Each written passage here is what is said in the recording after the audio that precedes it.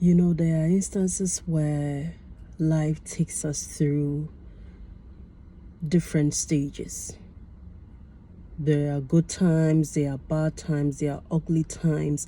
There are times where you just wish you were never born. Look at the story of Job in the Bible. This man was well-to-do. He feared God. Then all of a sudden, calamity fell on him. How was he going to start? Where was he even going to start from? There are so many instances in the Bible where people have gone through stuff. Personally, I have had my own fair share. And in the past, I'll be like, God, why? What did I ever do to deserve this? And I kept asking this why? And as I matured in the Lord and as I grew, I realized that I was missing the point. Yes, I go through challenges. Yes, life has taken me through stuff and I feel so sad and I don't know what to do and blah, blah, blah. But I decided that instead of asking God why, I'd rather ask him what lessons he wants me to pick from whatever I'm going through. What lessons? So if I didn't get something I was praying for, I asked God, why? Is there something you were preventing me from? What is it that, Lord, you want me to see? What lesson therein that you want me to see? Lord, what is it? And as I kept asking God this, it changed my whole perspective about the things that are happening in my life. You see, in our Christian walk with God, sometimes we make God out to be like a Father Christmas. We make him to be like somebody that we just go to with our whole list. Yes, God, today I came with this list of this. God, you have to give me a car by age 20. You have to give me this by this. You have to give me that by that. You have to give me that by that. So we make God out to be like somebody that needs to give us stuff. So when that stuff do not happen, when those things that we are longing for do not happen, then it feels like, what is it? God, are you not hearing our prayers? But this morning, I just want to remind you that everything you are going through is for a reason. Yes, I know that divorce is terrible. It's taking you some roller coaster of emotions. I know it's terrible, but it's for a reason. That marriage didn't work out. He promised he'll marry you, but for some reason, he just left you at the altar. It is for a good reason. You knew you qualified for that job. You gave it your best. You brought your A game to the interview. But he just called you and said, we are sorry you're unable to give you that job. It is for a good reason. It is for a good reason. You've been praying for that child. You've been praying for that child. But for some reason, it seems like God is not hearing your prayers. And that baby, that pregnancy that you are praying and asking God to give you a child is delaying. Sweetheart, God's delay is not denial. It is for a good reason. You are not so sure how you are going to maneuver your way in that office because you can't see eye to eye with your boss. He seems to have an issue with everything you are doing. You are praying, you are a good Christian, you tithe, you do everything that you are supposed to do, but some way, somehow, it looks like your prayers are not getting to God. My dear, it is for a good reason. You are giving your all in that marriage.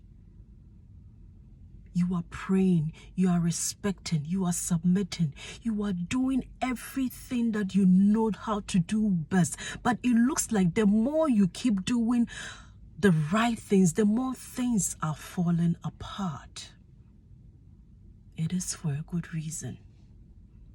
If you will not faint, and if you will just hold on a little longer, if you just trust the God who has started and continued on this journey with you, if you just hold on a little longer, God will turn things around. Bible says weeping may endure for a night, but joy comes in the morning. I know sometimes it's tough. I know sometimes it's painful. I know sometimes we go through stuff that it looks like you are all alone in this world. You are in the midst of people, but you are lonely. Nobody seems to understand you, and sometimes you feel like nobody even cares. But I've come this morning to tell you that you are on the mind of God. You are on the mind of Christ. He will never disappoint you. People may disappoint you. Our loved ones may disappoint us. But He is the one true God, our kinsman redeemer, our Father, our lawyer in the courtroom, our doctor in the hospital. He is the God who speaks and things are established. He is the one who says that I am the one who brought you out of the land of Egypt. Open your mouth wide and I will fill it.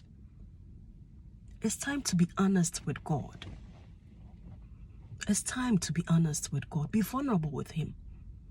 When Job lost everything, the first time, he said, oh, naked I came, naked I shall return. You lose your children, you lose everything. And the only thing he said was, naked I came, naked I shall return. But when you read the preceding chapters, when he said that cursed be the day I was born, that was when God knew that, my son has now realized the impact of whatever he's going through. And now he is more vulnerable. And now he's more open with me, so I can work with that. God cannot work with who you are pretending to be. He can only work with your true self when you come to Him as you are. Remember, God knows you more than who you pretend to be. Be vulnerable with God. When you're tired, tell Him, God, I'm tired. I can't do this on my own. But when you form as if you can handle this, He's going to sit back and look at you. God is a gentleman. He will not force Himself on you. But I have come to a place in my life that when I'm tired, I tell Him, God, I am tired. When I'm heartbroken, I go to Him and tell Him that, God, I am broken. I do not know how I'm going to do this. I don't know how I'm going to handle this. Whatever it is I'm going through, I do not know. And God, if you do not help me, I am lost. If you do not help me, I am done for. This is where I have come in my Christian walk with God. Beloved, if only we'll be honest with the God that we are serving, if only we'll fear Him enough to be honest with Him, He will come through for us.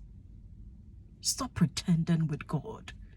You can pretend on the gram. It's social media. Everybody is trying to package themselves in a way. You can pretend you have all that covered. Oh, your marriage is 100%. Everything is peaceful. Everything is yada, yada, yada.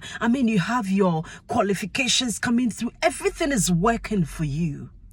But after all the validations and the likes and the comments in your own small place, the you that comes out, the sigh that you give out, that is the self you have to present to God.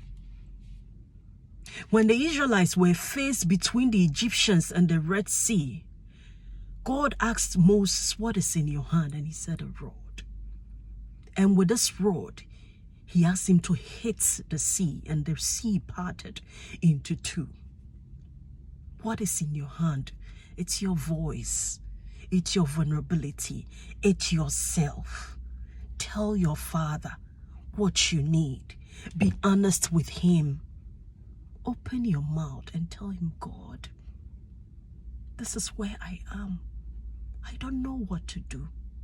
Help me. And He will help you. It's time to be honest with God. Stop pretending. He knows you too well. Be honest with your Father. He cares for you. He loves you. And He will never disappoint you. God bless you.